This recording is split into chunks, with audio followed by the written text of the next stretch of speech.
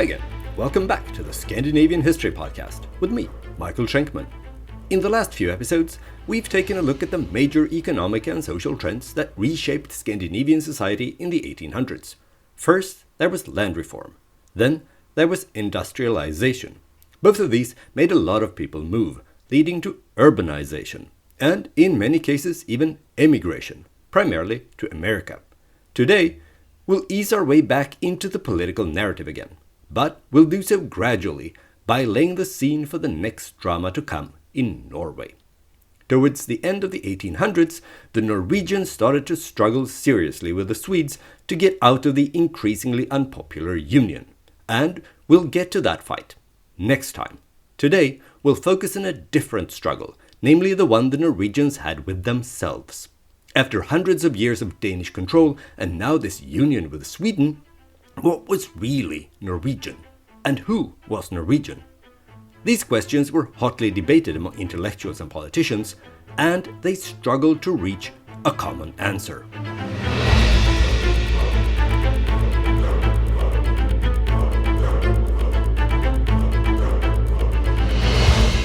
Episode 138, Two Norways.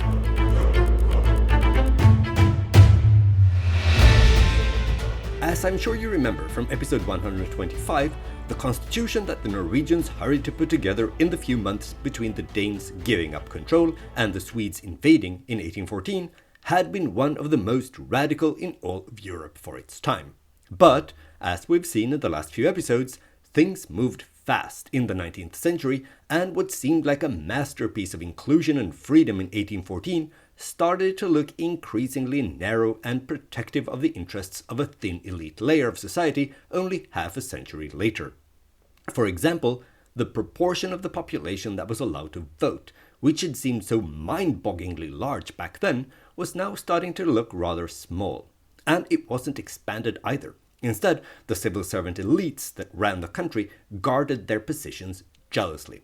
Instead of sharing power with the rest of their fellow Norwegians, they strengthened their grip even further. The years 1840 to 1870 are considered the peak years of the so-called civil servant state in Norway. One of the reasons the civil servants were riding high was that only about 50% of those who had the right to vote did so. And since the civil servants voted in much higher numbers than the farmers, they were even more overrepresented in the Storting than they would have been if people would have bothered to vote. And their influence was even stronger than that. The Storting actually only convened for a few months every 3 years. The rest of the time, the members of the Storting lived all over the country, with only limited knowledge of what was going on in the capital. The administration and cabinet in Christiania ran the show, and they were all civil servants. In addition, the cabinet was also more or less untouchable. Since parliamentarism still hadn't been introduced, the Council of State, that is the cabinet, wasn't dependent on the Storting. Instead, it was the king who appointed its members. But, since the king didn't really know Norway at all, he mostly just approved the names put forward by his trusted advisors. That meant that the Norwegian Council of State, in practice, basically picked its own members, and not even the Storting could get rid of them. But even though the power enjoyed by the civil servant elites wasn't exactly threatened, there was a growing feeling of resentment against them. But as long as the resentment couldn't be organized into some sort of movement, it remained largely impotent. There were, however, increasing attempts to mobilize people. For example, associations were set up to increase the number of farmers who'd use their right to vote in order to challenge the civil servant monopoly on power. An even more radical attempt was the so-called Trane movement, named after its leading figure, Marcus Trane. He was inspired by the revolutions that swept across Europe in the springtime of the Peoples, 1848, and created what's been called the first organized political movement in Norway. The Trane movement strived for democratization politically and socially. That's the kind of movement that a few decades later would have attracted factory workers in droves.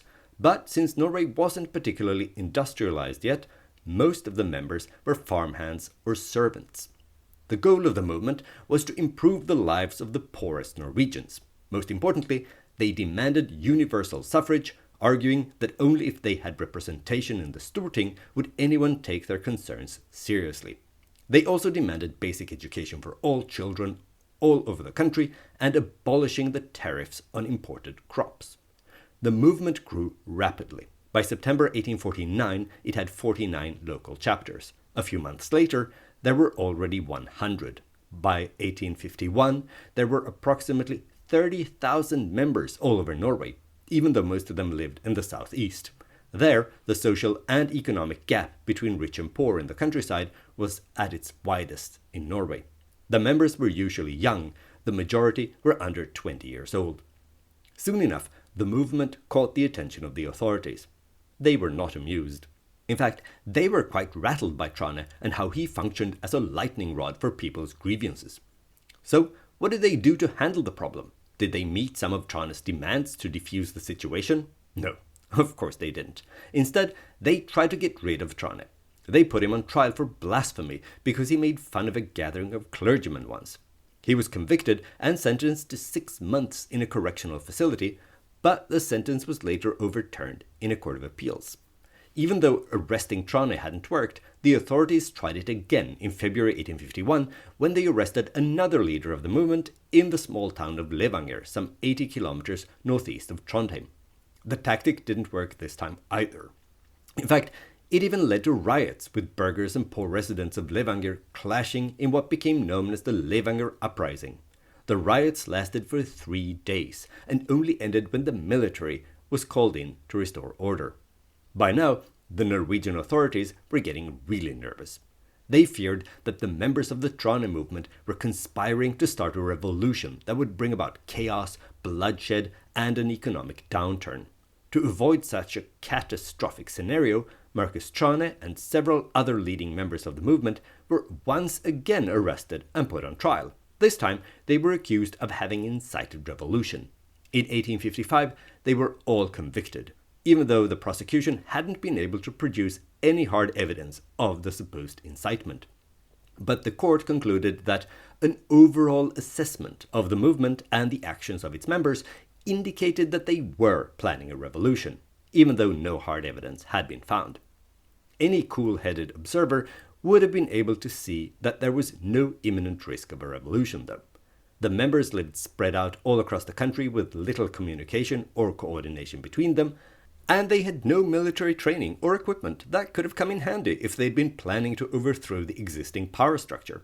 Besides, the most aggressive thing the members of the movement had ever done was to write a petition to the king, Oscar I, asking His Majesty to please look into the tough conditions the poorest of his subjects lived under and to please consider taking their demands under advisement. But it didn't matter. The government crackdown snuffed out the Trane movement. Once the leaders were behind bars, there was no organization that could carry on. Even though the Trane movement failed to achieve its goals, though, it left a mark on Norwegian political discourse in the years to come. A group of more radical members of the Storting would continue their struggle from within the walls of the Norwegian parliament, keeping their agenda alive. In that way, the Trane movement was the first crack in the civil servant state. It may have been the first, but it definitely wasn't the only one.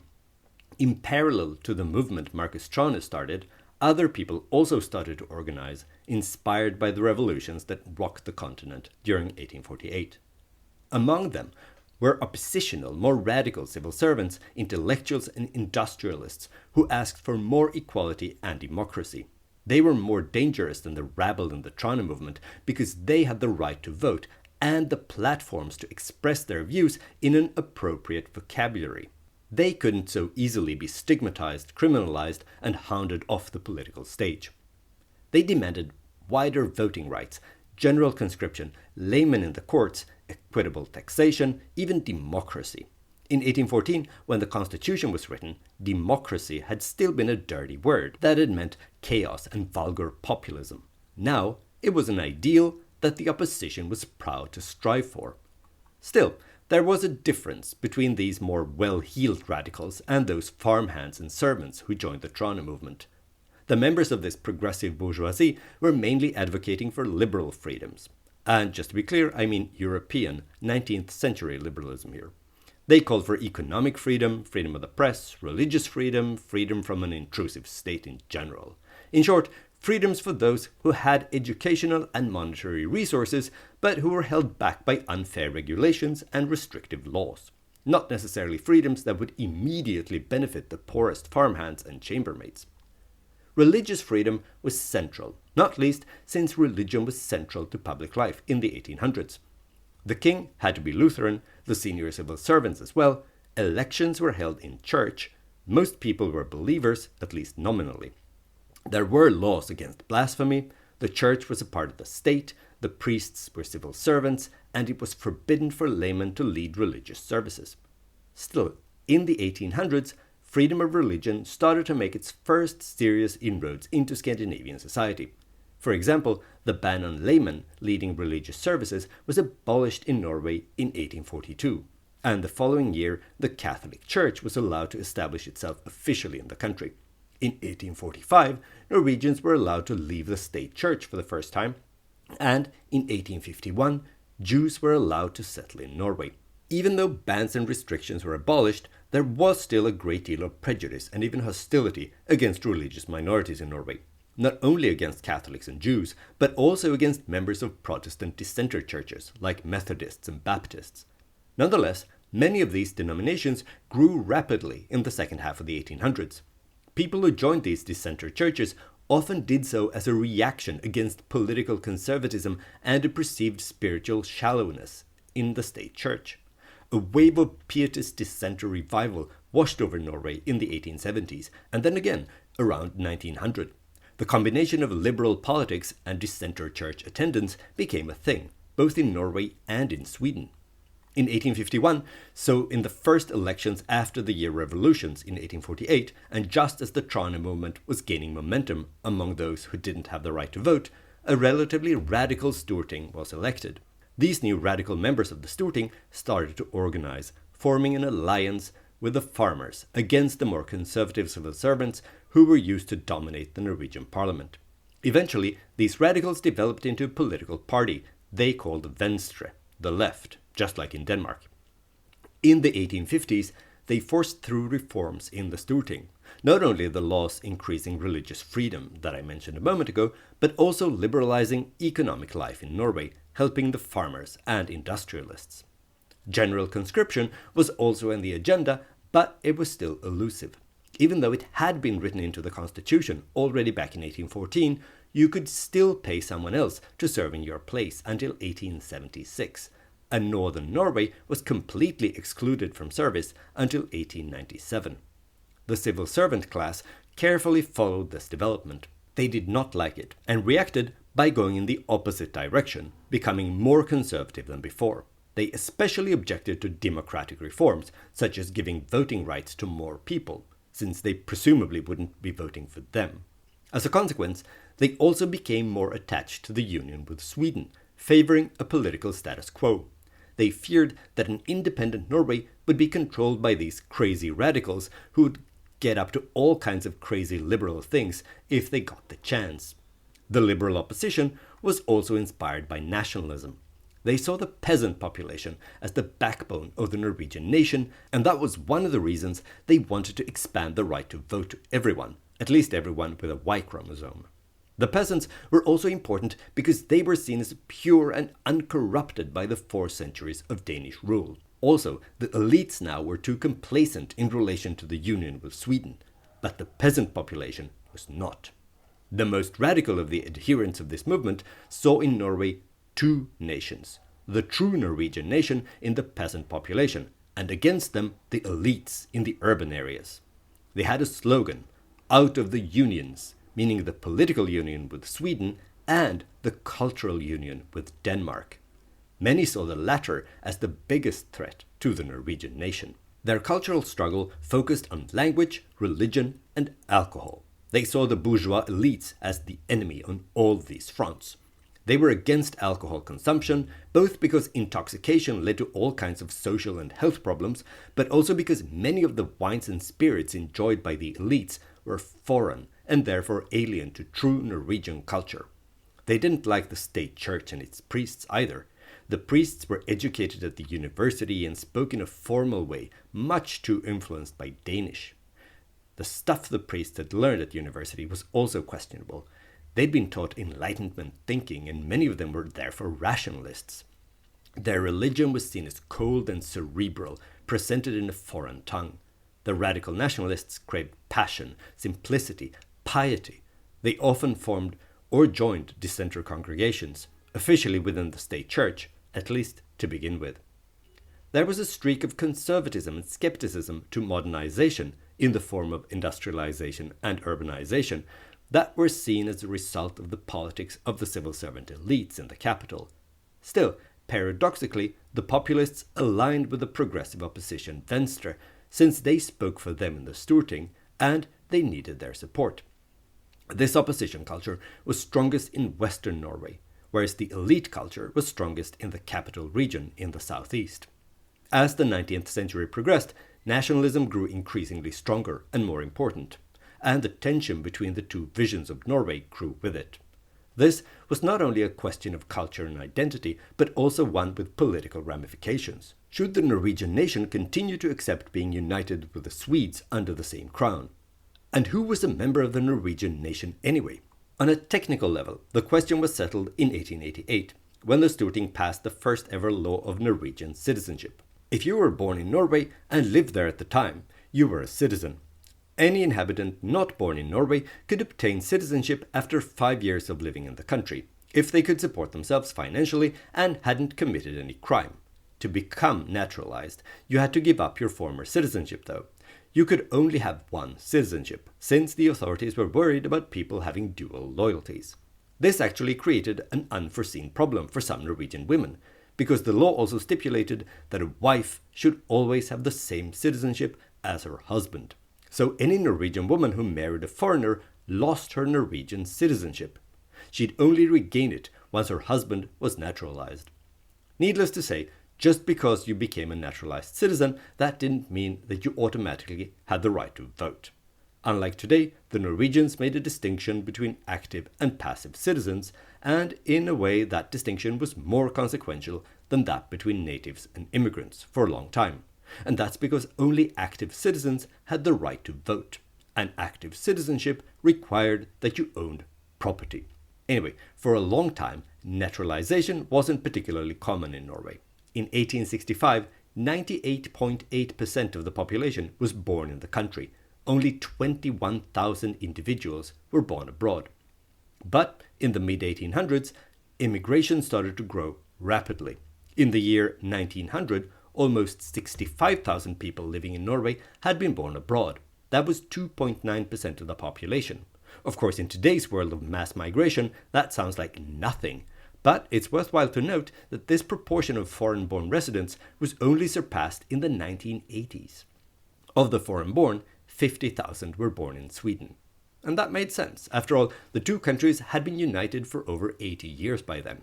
You may think that the Swedes who moved to Norway did so to administer the country for the King of Sweden. But if you do, you're wrong. The vast majority of the Swedish immigrants came looking for work in farming, industry and service.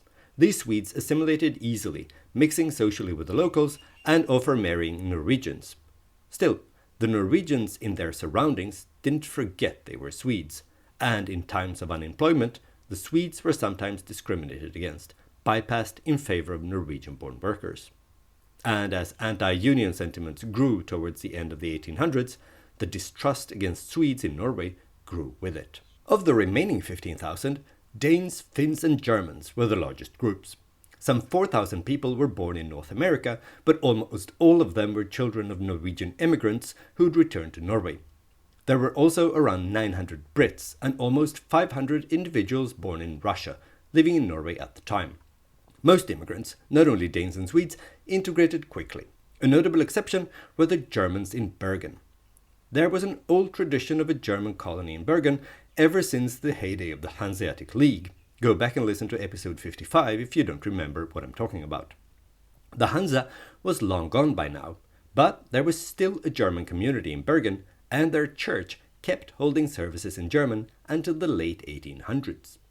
In addition to the immigrants who were easily assimilated into Norwegian society, there were other groups who were seen as more problematic by the authorities, namely the Kvenes, the Sami, and the Jews. Kvenes were basically Finnish people who'd migrated to northern Norway in waves from the 1700s onward when times were bad in Finland. They were mostly fishermen or miners and lived separately from both Norwegians and the Sami population. The Kvenes were isolated socially and culturally, having their own fishing villages or even their own streets in mixed towns. A major reason for this was the language barrier. They struggled to learn Norwegian, which is a strange language to Finnish-speaking people. The Sami were not immigrants in Norway. They had been living there since long before Norway was a thing. Still, Norwegians did not count the Sami as a part of the Norwegian nation. Also, because the political borders between Sweden and Norway had meant little to them for centuries, there had been quite a lot of movement from one country to the other. This gave the Norwegian authorities the excuse to treat at least some Sami individuals as immigrants from Sweden or Finland. But they were an ancient minority people, and as such, they had certain rights that immigrants did not enjoy. For example, the Sami had the right to vote depending on the size of their reindeer herd, even if they didn't own land, which otherwise would have been a precondition for voting rights. That meant that almost 10% of the Sami male population had the right to vote. In the early 1800s, there were also schools teaching in the Sami language. The third group that stood out was the Jews. As you may recall, the 1814 constitution forbade Jews to move to Norway, but that paragraph was abolished by the radical Storting in 1851. Then, a few Jews, primarily merchants, moved from Denmark and northern Germany to Norway. When the persecution of Jews intensified in Russia in the 1880s, a massive wave of Jews left the empire to go basically anywhere else they could. Most of them went to America, but a few ended up in random places like Norway. Out of the 500 Russian-born people in Norway in 1900 that I mentioned earlier, almost all were Jewish. Most of them live in Christiania and Trondheim, where the world's northernmost synagogue was built. The Jews were seen as impossible to incorporate into the Norwegian nation, at least as long as they didn't give up their religion and join some Christian denomination, preferably the Norwegian state church, of course. So, how large were these groups that couldn't possibly be seen as properly Norwegian? Well, in the year 1900, there were 19,700 Sami individuals living in Norway, 7,800 Kvenes, and fewer than 700 Jews. In other words, somewhere around 0.1% of the population. Still, the very existence of these supposedly non-Norwegians made a lot of people nervous. As nationalism grew stronger, so did calls to Norwegianize them, by hook or by crook. The first target was the small minority of Sami who lived as nomads. They became a problem when Norwegians started to settle land previously not cultivated in northern Norway. The government subsidized this colonization, giving land to Norwegians who were willing to move up north.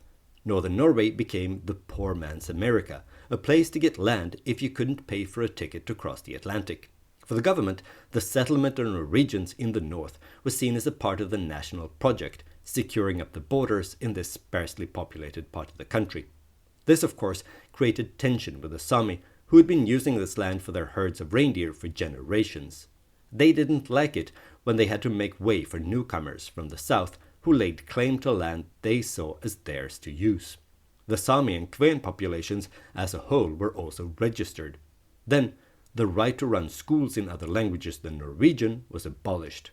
The government hoped this would turn Sami and Kven children into Norwegians within a generation.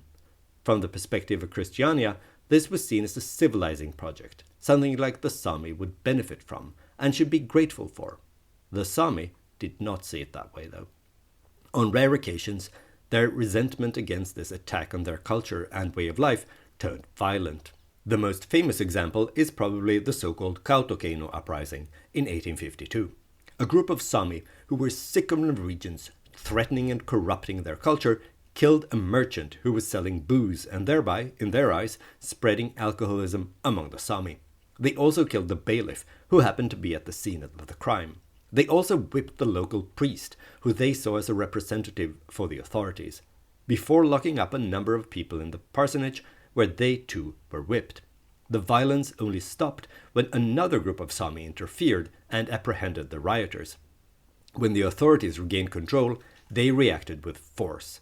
Several of the people involved were sentenced to prison, and 2 of the rebels, Aslak Hetta and Mons Zombie, were executed. The beheadings did not, however, solve the underlying conflict in Norwegian Sápmi. Further south, the issue of Norwegianness didn't lead to violence, but that doesn't mean it was an uncomplicated matter.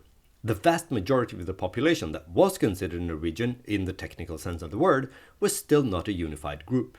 In the 1800s, Norway was divided culturally, and that division seemed to be growing deeper the longer the issue was debated. There were 2 Norwegian cultures, 2 visions of Norway, one for the urban population and the civil servant elites, the other for the peasant population and their supporters in the growing opposition. As I'm sure you've figured out already, the division largely followed the political division between conservatives and progressives. The urban elites and the politically conservative civil servant class that ran the country were happy to build a new Norwegian national culture on the basis of what already existed. But the more radical nationalists, who were liberal politically, felt that what existed was contaminated by 400 years of Danish control and now this new union with Sweden. All of these foreign influences needed to be swept away to reveal the true, pure Norwegian culture hiding underneath. The concrete manifestation of this conflict was the question of language. The local bourgeoisie was happy to continue using Danish. Danish had been the standard written language in Norway for hundreds of years, and there was no standardized written Norwegian language. Why bother making one up? What was the point of that? The point, according to more radical intellectuals, was that Norway could never truly become a nation if the Norwegians kept writing in Danish, which, even though it was intelligible to anyone who spoke Norwegian, was still a foreign language. A nation needed a language of its own. One of these intellectuals was the author Bjørnstjerne Bjørnson. He was a Norwegian patriot, and he wrote the poem that eventually became the national anthem of Norway. He felt very strongly that there was a need for a Norwegian language. Concretely, he fought to have plays performed in a Norwegian language at the new National Theatre in the capital, not in Danish. Bjørnson was criticized by those who were happy to keep using Danish, but also by more radical nationalists who felt he wasn't prepared to go far enough. He just wanted to modify the Danish language used in Norway and use Norwegian pronunciation. Others, like the author Arne Garborg, went further and demanded that foreign words should be purged from the language spoken in Norway. He wanted a written standard closer to the language the peasant population spoke. At the time, it was called landsmål, country language, and it stood against Bjørnstjerne Bjørnson's Danish light, called riksmål, or realm language. Those who supported landsmål, later renamed nynorsk, or New Norwegian, looked to 2 linguistic sources for inspiration: Old Norse words used before the Danish takeover that could be reintroduced into the Norwegian language. Sure, Danish was also a descendant of Old Norse, just like Norwegian, but it was considered to be too contaminated by other languages, primarily German. The other source of inspiration was Norwegian dialects. Old Norse and dialects were seen as more authentic sources for national language than the riksmål that the moderates wanted to use. To make this happen, the philologist Ivar Aasen performed a Herculean task by traveling through the country, examining dialects that were supposedly pure, unsullied by urban Danish influence.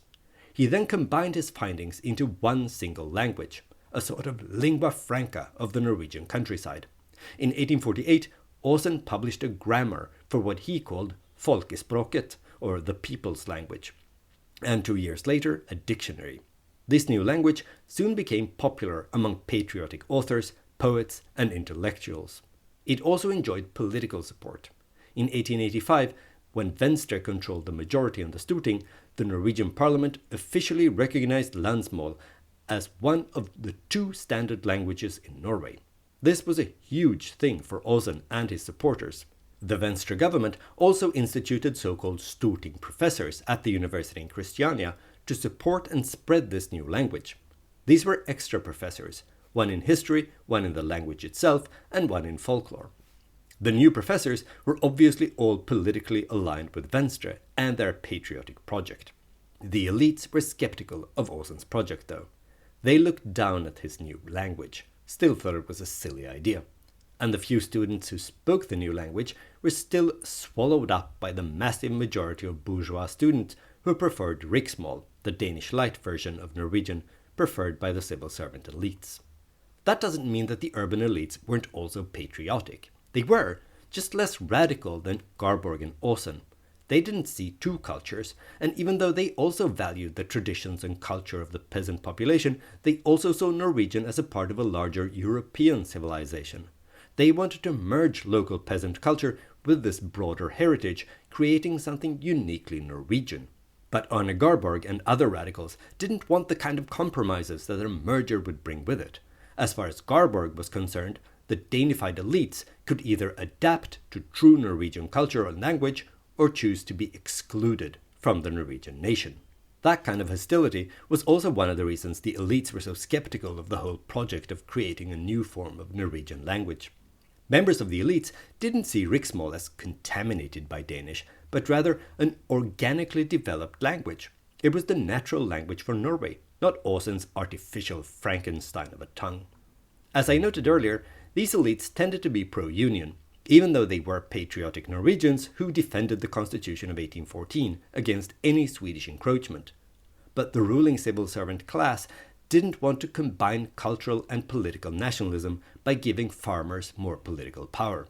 They feared farmers lacked the proper education and knowledge to govern a country and to vote for them. And they saw a continued union with Sweden as a shield against too much political influence from the unwashed masses. But when things heated up around the turn of the last century, they started to re-evaluate the benefit of the union. Next time, we'll see how growing Norwegian nationalism started to challenge the union with Sweden and how the Swedes reacted to that challenge. I hope you enjoyed this episode of the Scandinavian History Podcast. If you did, please consider leaving a stellar review, or at least 5 stars, on Apple Podcasts or Spotify. This is an excellent way to attract new listeners and to support the show. If you crave more content related to Scandinavian history, I recommend you look up the show on social media. For instance, you can go to facebook.com/Scandinavian History Podcast. Via the Facebook page, you can also send me questions or angry messages about things I've said or not said on the show. If you prefer the social media platform formerly known as Twitter, you can follow me and send me messages at Schenkman. That's SHAINKMAN. And if you've abandoned it in favor of Blue Sky, you can find me there as well. I look forward to hearing from you.